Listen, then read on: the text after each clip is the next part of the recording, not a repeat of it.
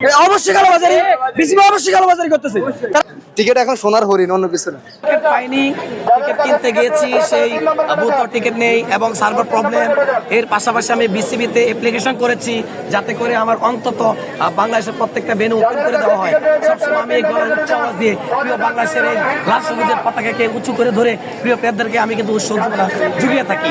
কিন্তু আমি এত কিছু করার পরেও সাধারণ একটা টিকিট বা বিসিবির গেটটা আমার জন্য মুক্ত করা হয়নি।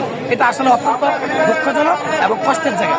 পাই না। এখন আমাকে একজন বলতেছে এখান থেকে মধুবিতা ব্যাংক আছে না, এখানে যাওয়ার জন্য, এখানে নাকি টিকিট পাওয়া যাবে। এখন I will try my best, এটা আমার লাস্ট চান্স, যদি হইলো না হলে তো ব্যাড লাক।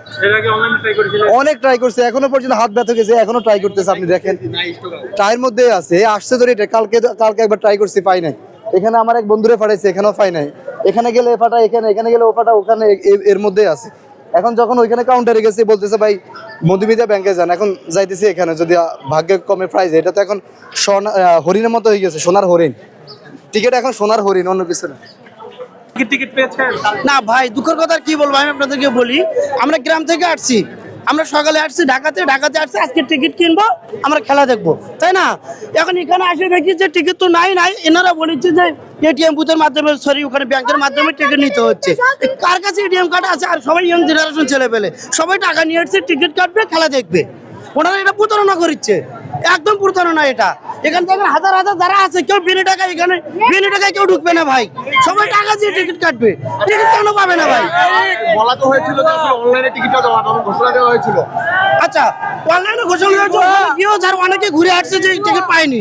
আমার মতো শুধু আমি একা না, এখানে হাজার বড় ভাই আছে, তারা তাদের কাছ থেকে শুনেন, সেখানে কোনো টিকিট নেই। নেটে ঢুকলে মানুষ পাচ্ছে না, তারা বলেন যারা নেটে কিনছে তারা মানে টিকিট পাচ্ছেই না, মানে বলতেছে তারা দেখতেছে, তারা বিসিবি সিদ্ধান্ত নিবে, তারপর নেটে যারা কিনছে তাদের টিকিটের ব্যবস্থা নেওয়া হবে। অবশ্যই কালোবাজারি, বিসিবি অবশ্যই কালোবাজারি করতেছে। তারা বলতেছে 31 কোটি টাকা উন্নয়ন করছে। কোথায় তারা 31 কোটি টাকা উন্নয়ন? দর্শকরা যদি খেলা দেখতে না পারে তাহলে কিসের জন্য কিসের উন্নয়ন? আমরা চাই বিসিবি এখন কিছু সিদ্ধান্ত নেয়, যদি সিদ্ধান্ত নেয় নিব, না নিলে আমরা গেট ভেঙে ঢুকবো, কোনো টিকিট ছাড়া গেট ভেঙে ঢুকবে। আপনি দেখেন, আপনি কয়জনকে আটকাবেন যারা দূর দূরান্ত থেকে খেলা দেখা ভেঙে ফেলেছে, একদম ভেঙে ফেলেছে। আমরা দেখতে পাচ্ছি ঠিক উল্টো পাশ থেকে, কিন্তু ঠিক উল্টো পাশ থেকে পুলিশ সেগুলো দিয়েছে। আপনারা দেখতে পাচ্ছিলেন খুব উত্তেজনক পরিস্থিতি এই মুহূর্তে তৈরি হয়েছে শেরেবাংলা জাতীয় স্টেডিয়ামের সামনে। আমরা দেখতে পাচ্ছি একটি গেট অলরেডি ভেঙে ফেলেছে। যেখানে যারা দর্শক রয়েছেন তারা তাদের অভিযোগ বিসিবি কালোবাজারি করেছে টিকিট, এবং তারা বিভিন্ন জায়গা থেকে আমরা দেখতে শুনেছি, এখানে খুলনা এবং বরিশাল থেকেও তারা এসেছে অনেকে, এবং তারা টিকিট না পেয়ে আজকে কিন্তু অনলাইনে ট্রাই করেছে। আমরা দেখছি সামনে ব্যাপক ভাঙচুর হচ্ছে এখন শেরেবাংলা জাতীয় স্টেডিয়ামের সামনে রয়েছে। আপনারা দেখছিলেন যে উৎসুক জনতা যারা টিকিট পাননি তারা অভিযোগ করেছেন বিসিবি কালোবাজারি করছে টিকিট। আমরা দেখতে পাচ্ছি এর সামনে সবকিছু কিন্তু ভেঙে ফেলা হচ্ছে। টিকিট না পেয়ে দর্শক কিন্তু উত্তেজনাকর পরিস্থিতি এখানে তৈরি হয়েছে, আমরা দেখতে পাচ্ছি।